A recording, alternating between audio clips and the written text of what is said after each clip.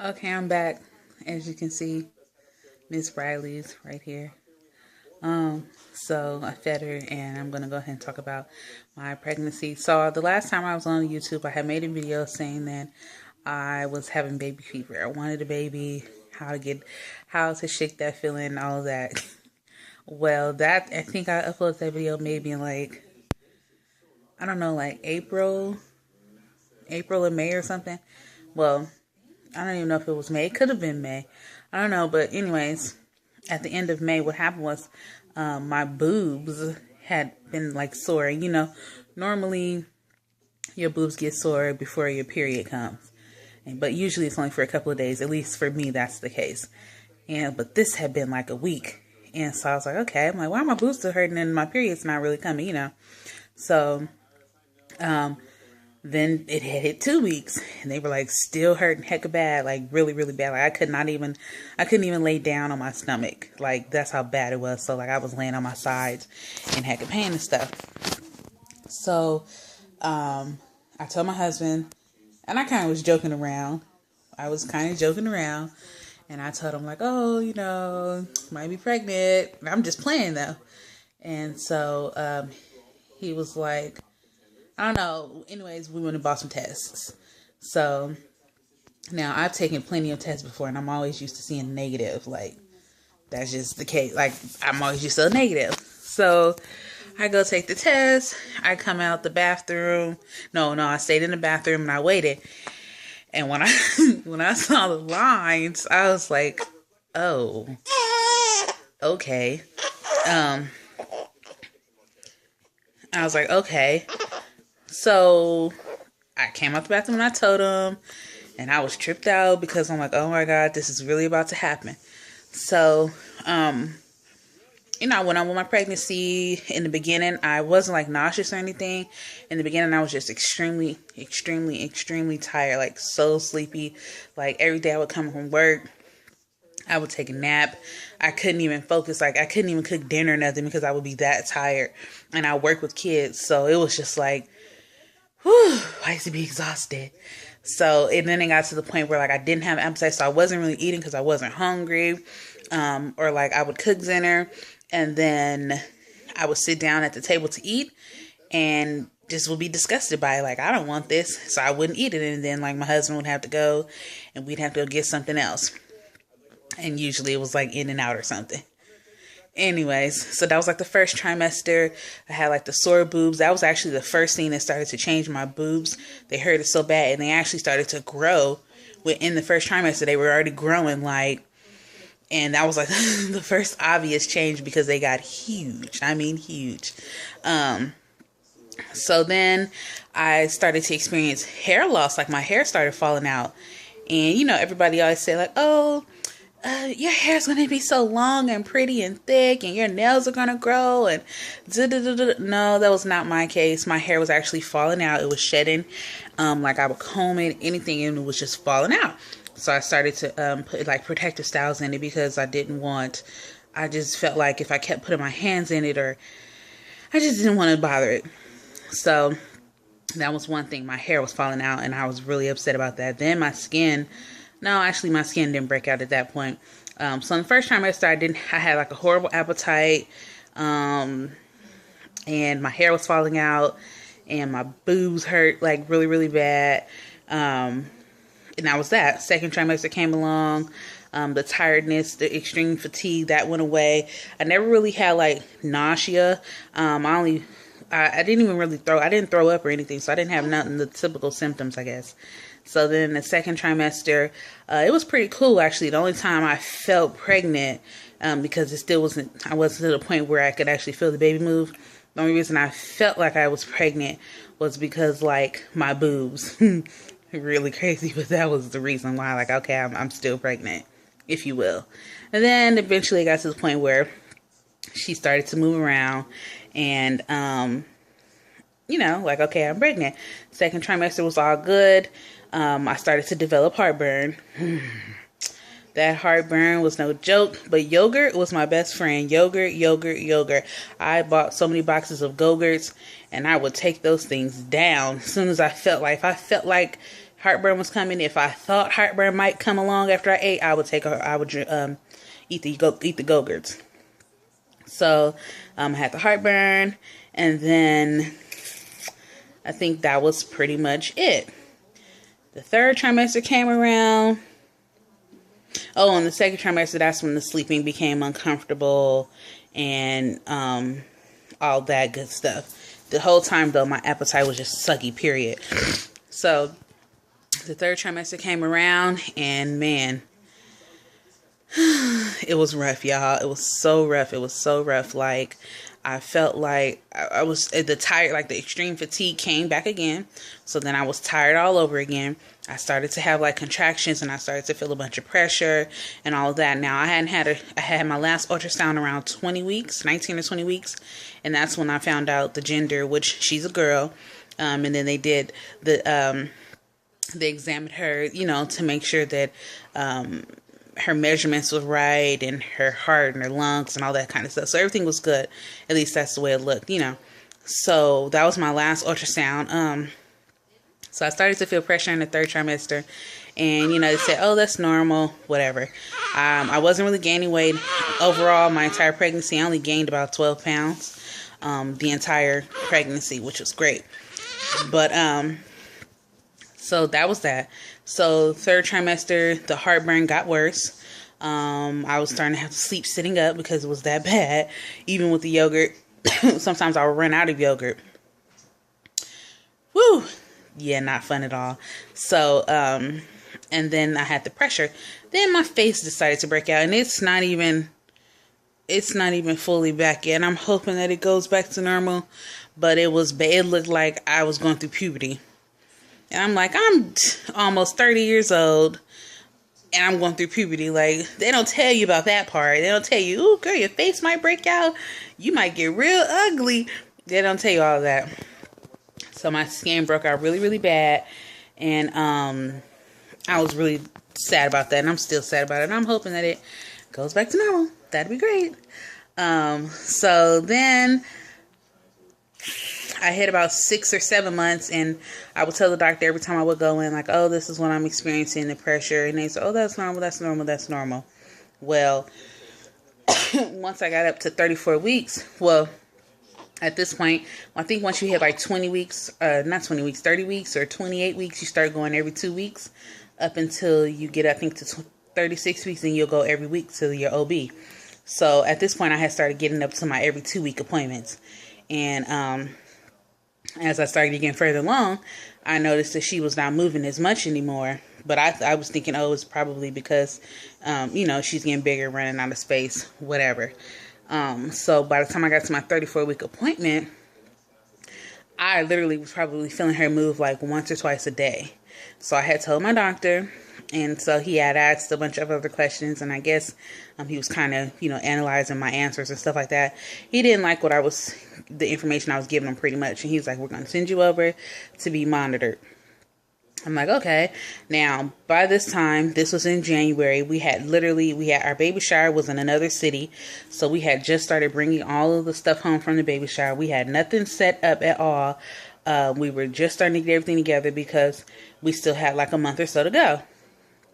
So I go to the hospital. They're monitoring me on the monitor. They discovered that she was breech. They also did an ultrasound. They discovered she was oblique. And so, which was breech, but like curved. So she kind of was like in the letter of a C, the C shape kind of. So her head, she was still breech though. So while they was monitoring me, they noticed that her heart rate would drop randomly. It would drop, and they couldn't figure out why. So originally I was there for 2 hours of monitoring, which turned down to like 5 hours. Then they decided to keep me overnight. So when they kept me overnight, they had also put me on a fast, so I could not eat. I couldn't even drink anything. Couldn't have ice, couldn't drink water, nothing. So I stayed in the hospital. My husband stayed in the hospital that night, which was January 6th. And then January 7th, well, during the middle of the night, they came in and did another ultrasound. The first ultrasound they had did when they discovered that she was breech or oblique, that one, they also realized that my fluid levels were low, like extremely low. So they put me on IVs, you know, the fluids to try to increase it, hoping that it would help. So then at about 5 in the morning or so, they came in to do another ultrasound, and my fluid levels had not changed at all. And so and I had also had some contractions, and when I was having those contractions, her heart rate was dropping too. So they were like, okay, we're going to do a test just to see if she can even handle contractions. It was like, if she cannot handle it, and we haven't figured out why her heart rate is randomly dropping without the contractions, then you might have to go in for an emergency C-section. I'm like, okay. I'm like, well, what test? She's like, well, we're going to give you Pitocin, and we'll just see if she can handle the contractions. I was like, okay. Now I've heard about Pitocin, and I've heard about it. I really wasn't too happy, but at the end of the day, we have to make sure she was good.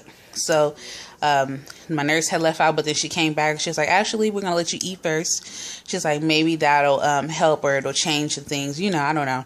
So she's like, then we'll watch you for about 2 hours or so. She was like, because she was like, even if we did have to take you back for delivery or for a C-section, we would have to wait for the food to digest, So I was like, okay. So they had me eat, and I went to sleep. Fell asleep that morning. This is January 7th. Fell asleep. I don't know. It was a nap. The nurse comes running in.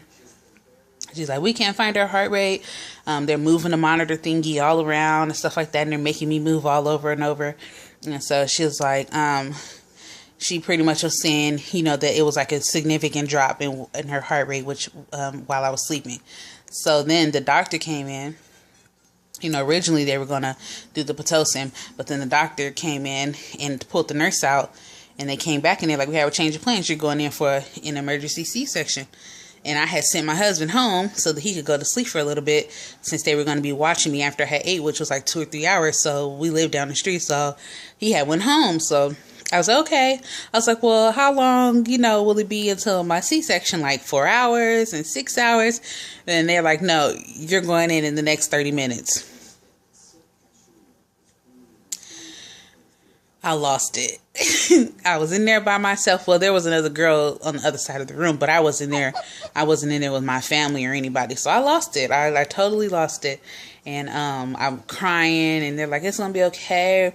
I was like, we just don't know, what's going on with the baby, and it's better to be safe than sorry.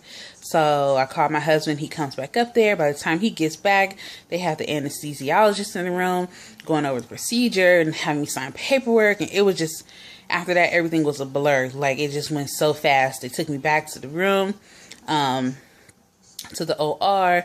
They numbed me up. I lost it once I started to go numb. They gave me a spinal. I'm not really sure what the difference is between an epidural and a spinal, but I know that there is a difference. So I had a spinal, excuse me. And then when they gave me the spinal, once I started to feel the numbness coming on, I just lost it. I started crying. I was like hyperventilating. And they were like, why are you crying? I'm like, I don't know. Like, I don't know why I'm crying. Like, and in my mind, it was like, what if I feel them cutting me? Like, what if I'm not numb? Like, what's going to happen? And so, they had like this taser. It wasn't a taser, but something like a taser, something like this. I don't know, something that they can like shock you with or electrocute you with, zap you with. So they showed it to me, and they're like, we're going to be using this to see if you can feel this. Like, if you feel this, let us know. So long story short, they zapped me. I couldn't feel it anywhere. Well, they went ahead, started the C-section, took her out, showed her to me really quickly, and then whisked her away. And so then they came, when I heard the nurses talking, and they were talking about my placenta was like really small. And I was curious. I wanted to see it just in general. Even if it hadn't been small, I still wanted to see what it looked like. So they showed it to me, and it was probably the size of like, I don't know, maybe like the size of a plate. I don't even know if it was the size of like a regular size plate. It was small. It was small for me to have been 34 weeks. For her to have been a 34-week gestation, it should have been way bigger than what it was, and it was really, really small. And they were even amazed, like why is it so small for her to be 34 weeks? It should have been way bigger. My umbilical cord was probably the size of a pinky. Think about the width of your pinky. And think about the regular thickness of an umbilical cord, and usually how it's all coily and springy. Like, no, mine was just like straight and limp and small. Make a long story short, they came to the conclusion that it seems to have been that my placenta had stopped growing, which was not getting her the nutrients she needed, which pretty much was kind of like stunting her growth, if you will. Like, she wasn't able to grow in there anymore. And I remember I used to feel like she was trying to, I could literally feel her feet in my vagina. Like literally, it felt like she was just going to escape any minute. And the doctor would always say, oh, that's normal, that's normal, that's normal. So they showed it to me and they were like really amazed and they were shocked. And so when they told me how much she only weighed 3 pounds and 14 ounces. She was 17 inches. Well, she was 16.9, pretty much 17 inches long. And they were just saying, that the placenta was not allowing her to grow anymore. And then they were just saying, like, it's good that they went in when they did, because a lot of the times with situations like that, it don't turn out for the best. So that was that. They took me to recovery, and then they eventually took me up to my room. Well, no, they took me to go see her first, and we did like skin to skin and stuff like that, which was great. And then they took me to my room to relax, or, because I couldn't walk or anything like that. And so, yeah, I was in the hospital for like 4 days, and then I started to develop high blood pressure and like symptoms of preeclampsia. That was horrible. And then she stayed in the NICU for 8 days. They had to make sure that she would be able to breathe on her own and eat on her own, and all these other little tests.